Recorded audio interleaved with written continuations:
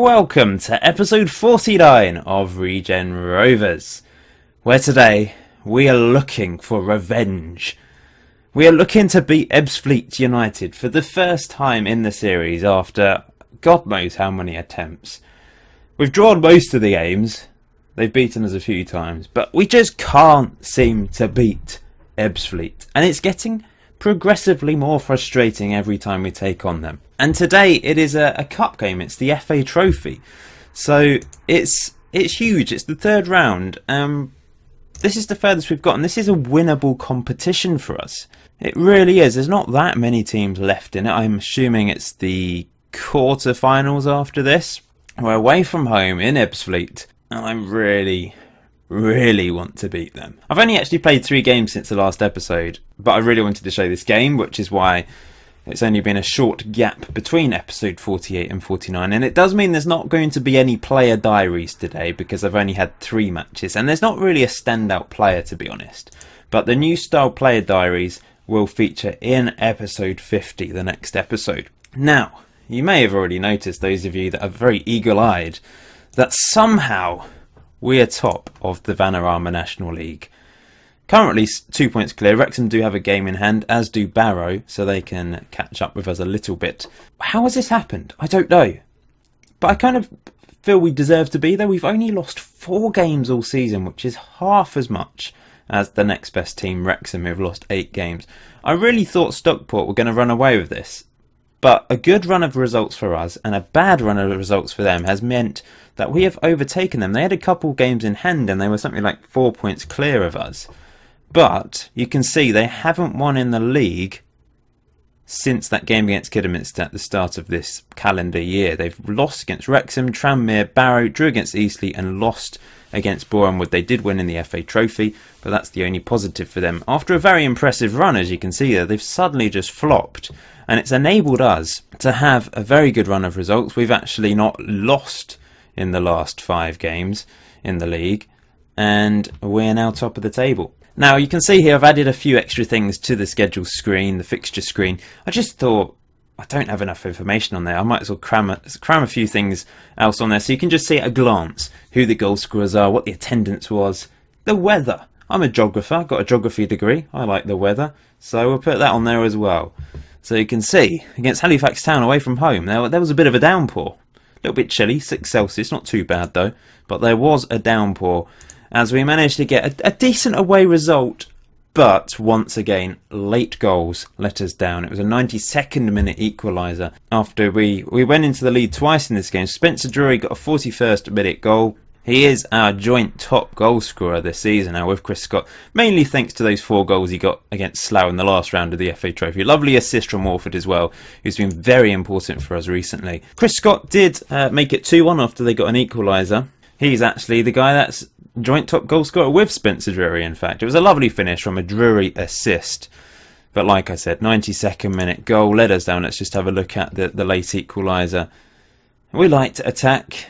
We concede goals, but we score lots of goals, and that's a cracking finish, to be fair. But some of you get frustrated by my tactics. I know there's been a few of you pointing out the flaws in it, with there's no wide players, despite the fact that I'm playing inverted wing-backs. They cut inside, there's no wingers. Some people, apparently inverted wing-backs should work with wingers, but I don't know. This is working. You can't argue that it's not working. We've only lost 4 games in the league. We've drawn a lot of games, I know, and we do concede a lot of late goals. What I should do is, if we're winning by a tight margin, I should bring 1 or 2 of the strikers back into midfield, or attacking midfield, or defensive midfield. Go a little more defensive. Well, I know what I should be doing to maybe grind out more results, and we would perhaps be winning the league by more than that. But at the same time, my approach is very attacking. It's very over the top, and it's basically I score more goals than you. That's what it's been this season, and we're top of the table because of it. If I was a bit more withdrawn, I think we'd be around the playoffs. I don't think we'd be winning the league at this stage, because I think my craziness of just pumping everyone forwards kind of works. Well, the strikers are forward. I mean, I do have quite a few players back, to be fair. It's just we do all tend to go forwards and attack, and I've got it on an attacking mentality. We're exploiting the middle, being expressive, Often I go overload and take risks when required. And to be fair, it has worked. We do concede quite a few goals. We don't get many clean sheets. We haven't got a clean sheet since the Bourne Wood game. Did get a couple against Aldershot and Kidderminster in a row. Anyway, the next game, 9 Celsius, sunny spells. Weather with pool.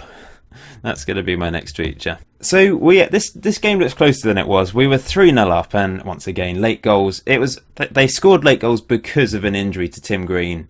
Unfortunately, he's injured for a while. The scariest man in the team. That is one scary chap, isn't he? He's only 20 years old, and he looks about, late 30s. Aggressive chap that's just gonna beat me up. But I'm pretty scared of him. That's why he's in the team, basically. Threatening George the Cat. Disgraceful behaviour, but I have to put him in. I've got no choice. No, he's been pretty good at right wing back. But yeah, we went 3-0 up in the first half, and the injury meant I had to play players in the wrong position. But the first goal, look at that. A free kick from Danny By in the 12th minute. He was the best free kick taker on the pitch at the time.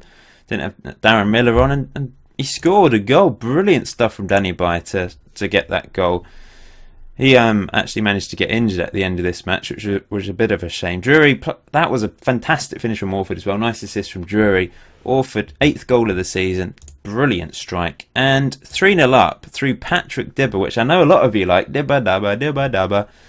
And this was a brilliant volley. It was like a Van Persie style scissor kick. Remember that goal? Except with his right foot. They got 2 late goals because of the injuries, but we got the win. That's all that matters. And then a 2-1 win against Torquay United. Now, Marlow opened the scoring with a penalty in the 5th minute. They were the better team in this game. I'll hold my hands up there. They were much better. But Lawrence, coming into the back line for Danny By, had a decent game. Sivzelis was pretty good in goal, as usual. Unfortunately, not so good ratings for Simmons, who's, remember, I've given him a second chance. And Walker, and also Jordan Glover, the Scottish right wing back who's come in for Tim Green, had a pretty awful, torrid time by the looks of it. Although his cross did create the penalty. Someone knocked over one of our strikers in the penalty area. So a little bit harsh, but I'm guessing their goal was as a result of a Jordan Glover mistake. Let's just have a look. No, I wouldn't say so at all.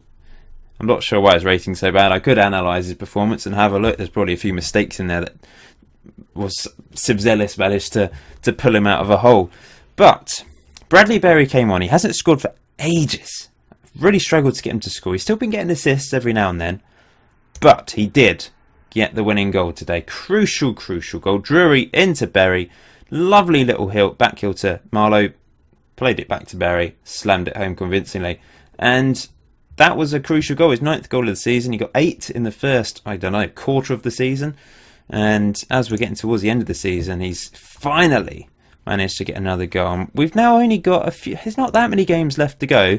13 games left to go.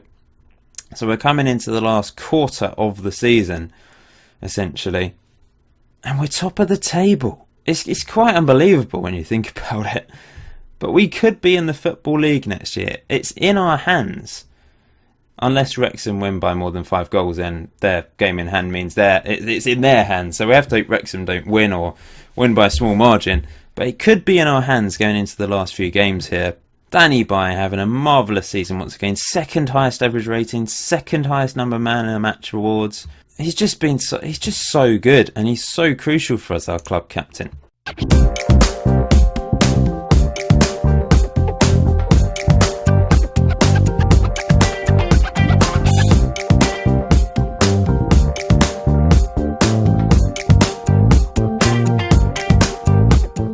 But today is a cup day, so we can have a break from the league and try and no pressure. There is pressure. I want to beat Ebbsfleet, but I'm not going to pressure the guys.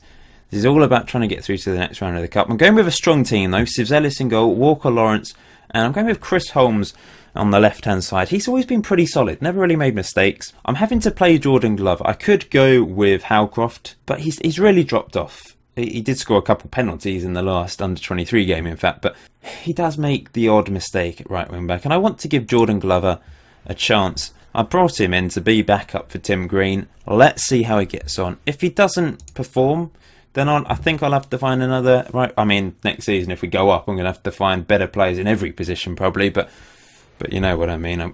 I can replace if need be. Warren is at left wing back still. He's having an okay season, not amazing, but he's pretty solid. Dibber in the middle alongside Marlowe. They've got a good understanding there. Both scored 3 goals this season. Marlowe's got a slightly better average rating. Marlowe's the guy that plays a bit more defensively for us now. His tackling is 8. It's okay. Dibber's is 8 as well. They're quite similar, I suppose. But I don't know. I quite like Dibber charging forwards. Although Marlowe got slightly better vision, I think. And his passing has now gone up to 15. Which is very impressive. Going with Palmer, Orford and Drury up front. Drury's in form, I guess, at the moment. Chris Scott has got 1 goal recently, but his performances haven't been as strong of late.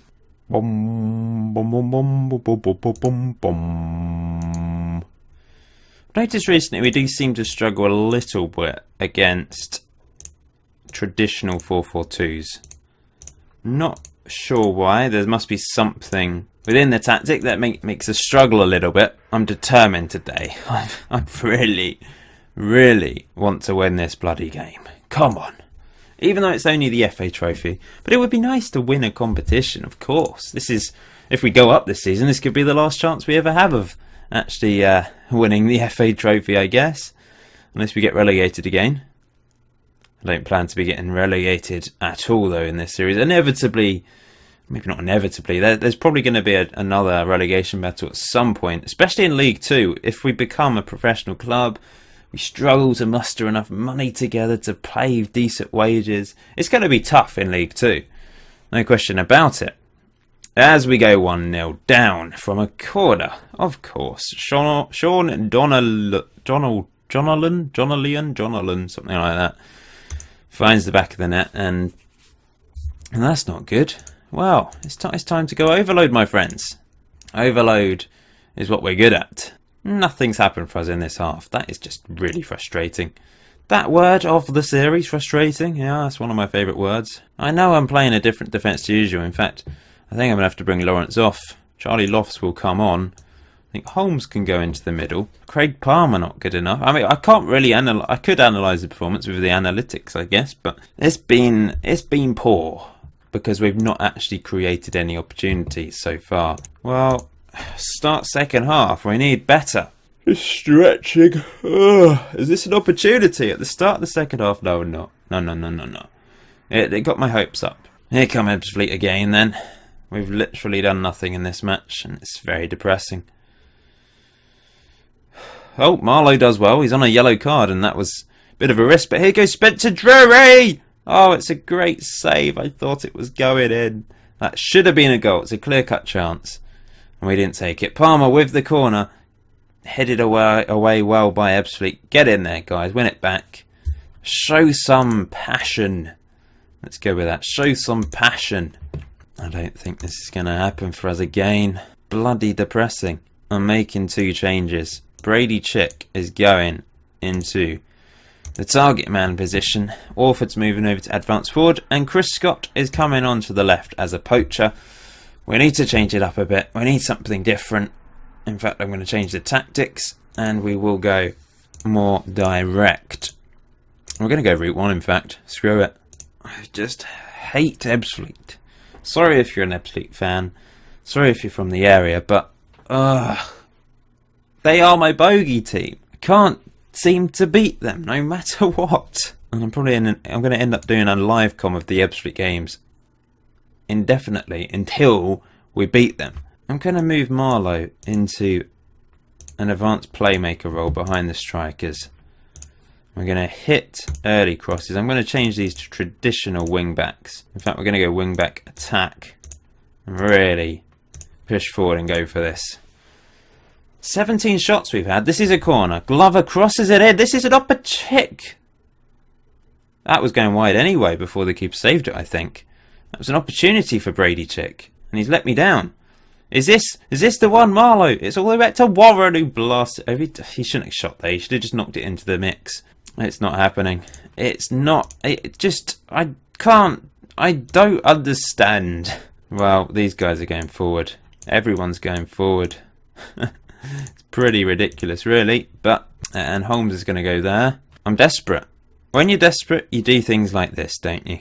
Will there be an opportunity for us? Since we've had 24 shots, we've only seen about 2. But in another game, we'd have been winning this. But it's because it's Ebbsfleet. We've had less shots than this and scored 3 or 4 goals in previous games. Today we've had 24 shots to their 4. We've dominated for once, which is unlike us. We don't usually have the most shots. And we're losing 1-0. I've been FM'd. This is going to be a second, I think. It's a second. It's all over. It's not like they were punishing us for me playing a weird formation, playing weird defenders. I've just been unlucky because we've had 25 shots, but none of them have really been key opportunities. Well, we've had 2 clear-cut chances. But the wait to beat Ebbsfleet goes on. I was really hoping we could win this competition, but Ebbsfleet have knocked us out. I don't know what to do about that. I think I just have to play a completely different formation against them. Because we just can't seem to beat them. 27 shots. Look at this. Look at them all. There was a lot from outside the box, to be fair. 7 were saved by the keeper. 5 were blocked. 13 off target. Lots from outside the box. Number 21, who's he? Patrick Dibber had quite a few. The wait goes on. And that's the first game we haven't scored for ages. We actually we managed to get a Steam achievement. It's called the Irresistible Force because I managed to score 30 games in a row. 30 competitive games in a row. If we look, it goes all the way back to this game against York City where we got a 0-0 draw. So since then, we scored in every single game until today. So that's a little bit disappointing that's ended. We've got Fylde next, who are 10th. We need to win this. We're at home. If we want to win the league, we have to be winning these games. I guess what I should have done in that game was work ball into box. We're having a lot of shots outside the box. I don't know if that's because they were playing this defensive line that we were unable to break them down and we had to shoot from long range. If I'd worked the ball into the box, maybe it would have been different, or maybe would have just had no shots whatsoever. We don't know. We can't find out. It's probably a blessing in disguise, though, going out the FA Trophy, because it means we're not distracted from our league campaign. Realistically, we're in a battle to win the league now. And if we were in the FA Trophy with maybe 3 more games to go, don't know if there's replays as well, I think, possibly, that would have distracted us. We'd have had midweek games, we'd have had clashing games that were postponed, we might have had a big bunch up at the end of the season. So that's probably the best result, thinking about it, for our promotion campaign. It's time for our game against AFC Fylde then. So Danny Byer's back, which is massive news. He can come back into the back 3. Tim Green's still out injured. We're going to have to stick with Jordan Glover for now. He was better in that last game compared to the previous one, although it's not amazing, but still. Rest of the team, I'm going to take out Craig Palmer. He hasn't played that well lately. I'm actually going to give Darren Miller a go. Alex Hall's back from injury as well, which is great news, so he could come onto the bench. Yeah, let's go with that. And I'm sticking with Marlowe and Dibber in the middle. They are our best midfielders, I think, and they seem to be working okay together. Could even play Miller as a deep line forward. He worked quite well there. I know Miller prefers to play advanced forward, but I don't know. He's done well as a deep line forward. Let's go with that. The problem in the last game was Sylvester the Snake was not by my side. Although you don't always see him, he is there, sitting next to me on the desk, supporting Regen Rovers. And with him next to me, we should be fine. Nigel Hasselbank. Gotta love a Nigel. My favourite one's Nigel Thornbury. Nigel Reo-Coker, legend as well. But Nigel Thornbury, brilliant. I once used to like this Facebook page, and it was called On a Scale of Nigel Thornbury to Voldemort, How Large is Your Nose? Brilliant. So AFC Fylde on the attack early on in this game, and it's a long effort way over the bar. Oh no, Miller's injured. Well, that lasted a long time, didn't it? Let's put Orford there, and we'll put Scott there, and I'm going to swap Spencer Drew and Scott. Rather than bringing on Brady Chick straight away as a target man, we don't want to do that just yet. I suppose he could play as a deep line forward. Oh, this is boring. Nothing's happening. We're still top of the table as things stand. despite only drawing this game. But Jordan Glover with the throw in into Drury, who loses the ball. That first touch with his head was pretty atrocious. And now Fylde can maybe punish us. And it's saved by Sivzelis quite comfortably. I'm going to go to mixed pass, and we are going to we're going to work the ball into the box. Let's try something a bit different. Here's Marlowe, lovely ball into Warren. What was that, Stuart Warren? You've just fallen over, given the ball away in the process, and given them possession as they attack. Where's the defence? It's well over the bar, fortunately, and we gotta watch out for them. Their pace could be a bit of a problem. They've been the better team so far in this game. We've done nothing. It is so close at the top of the table. It's ridiculous. Glover back into Drury. Back to Glover. What was that? That is just a pathetic ball. I despair. I actually despair. Fortunately, that's well wide. Their shooting has been terrible, but our passing, our everything has been disastrous in this game. I don't really know why. I think we're going to go route one because, yeah, I really don't understand what's happened. I'm going to take off Orford, actually. Let's give him a bit of a rest. We're going to play Brady Chick as the target man, and we are just going to thump it up because this just isn't working at the moment. It's pathetic. It's a pathetic performance from us so far, and we're fortunate not to be losing at the moment. We'll probably play better in the second half, but actually concede now, won't we? We've not had a single attacking highlight, have we? I'm going to passionate... Oh, Brady Chick. He's got a gashed head. He can stay on. Bleed for me, Brady. Bleed. Okay, we're on the ball. Marlowe. Into Dibber. It's knocked up to Glover. This is nice play, actually. Keeping hold of the ball, despite me saying go route one. Ironic. Brady Chick. Into Drury. Back to Marlowe. We don't really know where we're going now, though. We've got no ideas. Brady Chick. It's through to Scott. He scores! Oh, he's a finisher. 15 on finishing does that. Oh, what a crucial goal that could be. Now, do I go and pull a striker back into midfield? That probably would be the sensible thing. In fact, maybe we should pull two back. What I would do is Miguel's going to drop into defensive midfield. Let's play both there. Let's do that, eh? Oh, that's a bit overkill, I know, but screw it. We've done nothing in this game. Let's just go defensive. Little donkey, little donkey. Can we hang on to this result? It's defensive has actually worked. 1-0. We didn't deserve that at all. They had 22 shots to our 6. We were terrible. But Chris Scott, the substitute, early on in the game, wins us this game.